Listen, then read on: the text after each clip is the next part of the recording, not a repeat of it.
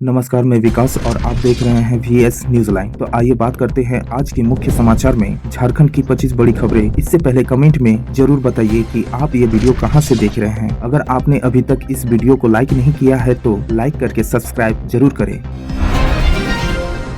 भीषण ठंड और शीतलहर को देखते हुए रांची जिला प्रशासन ने 5 और 6 जनवरी 2026 को जिले के सभी सरकारी, गैर सरकारी व निजी स्कूलों में केजी से 12वीं तक की पढ़ाई स्थगित कर दी है। यह फैसला मौसम विभाग की चेतावनी के आधार पर लिया गया है। पहले से तय परीक्षाओं और कक्षा 10 और 12वीं की परीक्षाओं पर निर्णय विद्यालय प्रबंध ले सकेंगे। बच्चों की सुरक्षा को देखते हुए ये इत्यादि कदम उठाया गया है।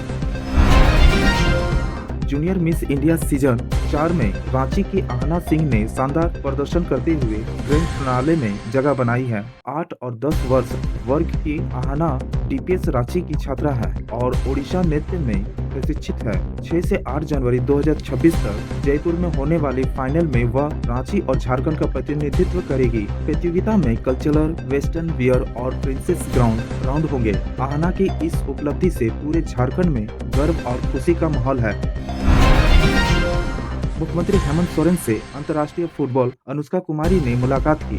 मुख्यमंत्री ने उन्हें सम्मानित कर स्पोर्ट्स किट दी और हर संभव सरकारी योजनाओं का भरोसा दिलाया। उन्होंने अनुष्का के गांव रुकवा में खेल मैदान विकसित करने के निर्देश दिए। प्रधानमंत्री राष्ट्रीय बाल पुरस्कार से सम्मानित अनुष्का सेफ अंडर 17 से 7 गोला कर चुकी है और जल्द ही एशिया अंडर 17 में भारत का प्रतिनिधित्व करेगी। झारखंड छात्र संघ के सम्मेलन में मंत्री सुदिव्या कुमार ने भाजपा पर युवाओं की विचारधारा को प्रभावित करने का आरोप लगाया। उन्होंने कहा कि केंद्र में भाजपा के आने के बाद युवाओं की मोबाइल पर निर्भरता बढ़ी है और उन्हें भटकाने का प्रयास किया जा रहा है। सुदिव्या ने छात्रों से सवाल पूछने और तत्वों को समझाने की अपील की तथा बहुलता और विविधता को भारत की ताकत बताया। कार्यक्रम के दौरान पानी की समस्या को लेकर आई शिकायत पर मंत्री ने जाँच का आश्वासन दिया। देश के मुख्य चुनाव आयुक्त ज्ञानेश्वर कुमार 2 दिवसीय झारखंड दौरे पर रविवार को देवघर पहुंचे। वे बाबा बैद्यनाथ धाम और नौलखा मंदिर में पूजा अर्चना के बाद एम्स देवघर का निरीक्षण व अधिकारियों के साथ बैठक करेंगे। शाम को सिंगार पूजा में शामिल होंगे। सोमवार को वे बासुकीनाथ धाम दर्शन के बाद देवघर लौटकर तपोवन में बीएलओ से संवाद और मीडिया से बातचीत करेंगे। दौरे को लेकर जिला प्रशासन अलर्ट है और सुरक्षा व्यवस्था कड़ी की गई है।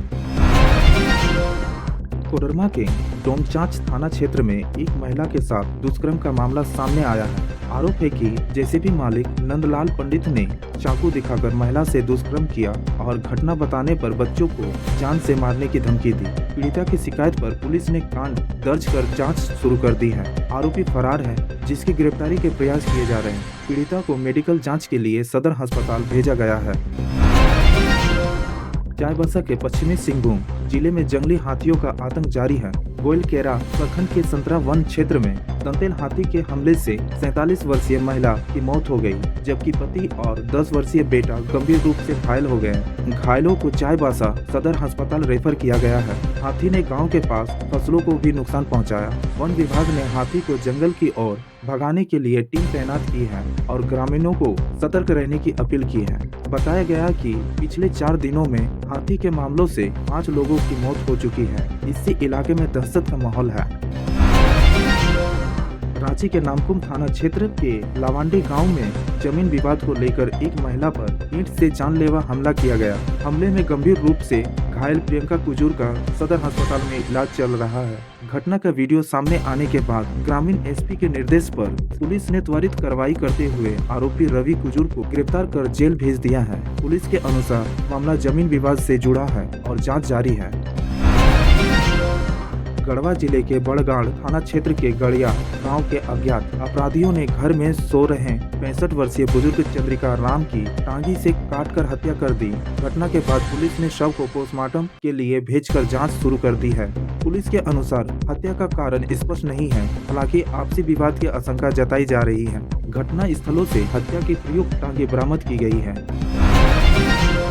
रांची मनरेगा के स्थान पर लाई जा रही VBG रामजी योजना के विरोध में झारखंड कांग्रेस 5 जनवरी को बापू वाटिका से लोक भवन तक आक्रोश मार्च निकालकर मनरेगा बचाओ संग्राम की शुरुआत करेगी। प्रदर्शन में एआईसीसी प्रभारी के राजू, सह प्रभारी, प्रदेश अध्यक्ष, मंत्री, विधायक और सांसद शामिल होंगे। के राजू 5 से 7 जनवरी तक झारखंड प्रवास पर रहेंगे। इस दौरान संगठनात्मक बैठकों में वीवी जी राम जी बिल के प्रभाव और राज्यव्यापी रणनीति पर चर्चा की जाएगी।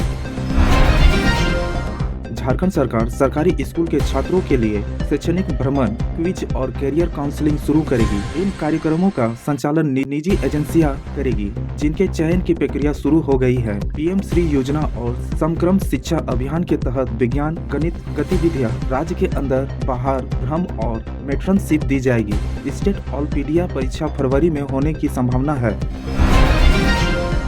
धनबाद के मौदा मोड़ के पास अवैध कोयला लदी बाइक की टक्कर से 2 युवक बुधन हरिजन और मनीलाल गंभीर रूप से घायल हो गए। हादसा ओवरटेक के दौरान हुआ, जब तेज रफ्तार कोयला बाइक ने सामने से आ रही मोटरसाइकिल को टक्कर मार दी। घायलों को अस्पताल भेजा गया है, जबकि आरोपी बाइक चालक फरार हो गया। पुलिस ने दुर्घटनाग्रस्त बाइक जब्त कर ली है। स्थानीय लोगों ने क्षेत्र में बढ़ती अवैध कोयला ढुलाई और उससे हो रहे हादसों पर चिंता जताते हुए सख्त कार्रवाई की मांग की है। धनबाद में अब हर महीने की 11 तारीख को परिवार कल्याण दिवस मनाया जाएगा, जो पहले 21 तारीख को होता था। इस दिन सरकारी अस्पताल और स्वास्थ्य केंद्रों पर परिवार योजना संबंधित जानकारी, जागरूकता और सेवाएं प्रदान की जाएगी। सिविल सर्जन डॉक्टर आलोक विश्वकर्मा ने बताया कि जिले के विशेष क्षेत्र जैसे अधिक प्रजनन वाले क्षेत्र, किशोरावस्था में गर्भधारण वाले क्षेत्र और कम अंतर वाले परिवारों पर अभियान चलाया जाएगा। यदि 11 तारीख को अवकाश हो तो अगले दिन कार्यक्रम आयोजित किया जाएगा। धनबाद में बिना पद सर्जन के ही प्रखंड आपूर्ति पद स्थापना कर दी गई है। पूर्वी टुंडी, कलिया, सो और गाराकुंड जैसे नए प्रखंडों में अभी तक बीएलओ का पद नहीं बनाया गया था, फिर भी कार्मिक विभाग ने नियुक्ति कर दी।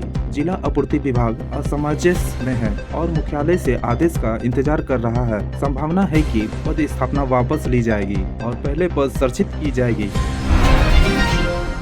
झारखंड के पूर्व मुख्यमंत्री अर्जुन मुंडा ने झारखंड सरकार की पैसा नियमावली पर आरोप लगाया कि यह जनजाति चरित्र का हनन करती है और ग्राम सभा की परिभाषा बदलकर आदिवासियों के साथ धोखाधड़ी की गई है। उन्होंने जमशेदपुर एमजी थाना में हिरासत में हुई जीत महतो की मौत को पुलिस की निरकुशता बताया और भ्रष्ट पुलिसकर्मियों की संपत्ति की ईडी से जाँच की मांग की।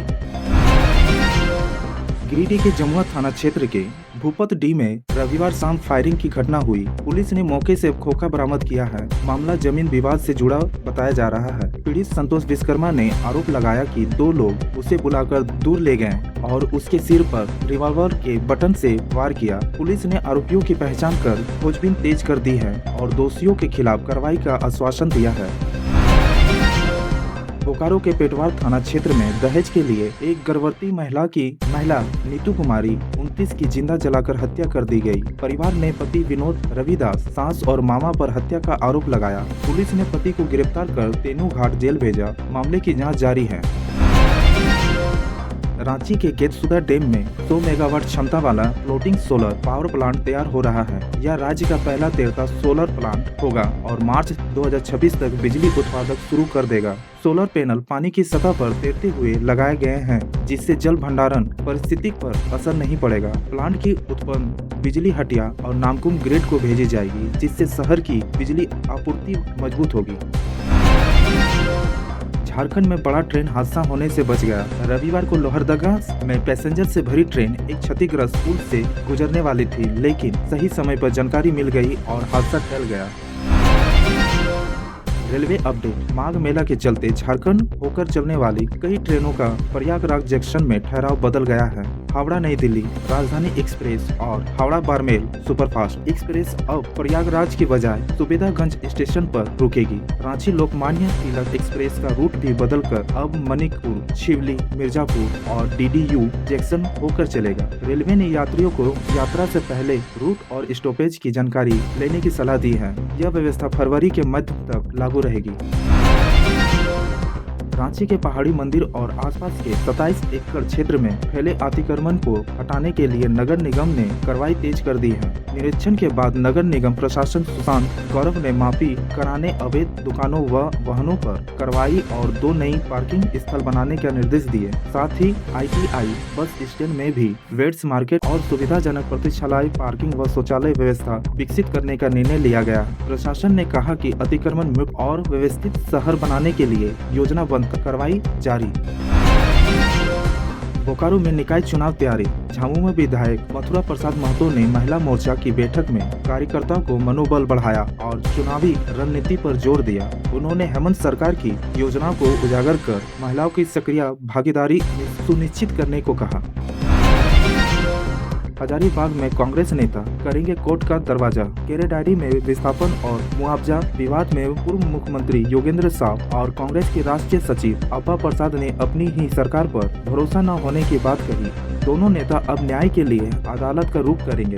योगेंद्र साव को धरना स्थल से हटाए जाने के बाद मामला तूल पकड़ गया है। नेताओं ने विस्थापितों को मुआवजा दिलाने और 2013 का भूमि अधिग्रहण कानून लागू करने की मांग। ये थी आज की 25 बड़ी खबरें। ऐसे ही ताजा और विश्वसनीय अपडेट के लिए जुड़े रहिए। धन्यवाद।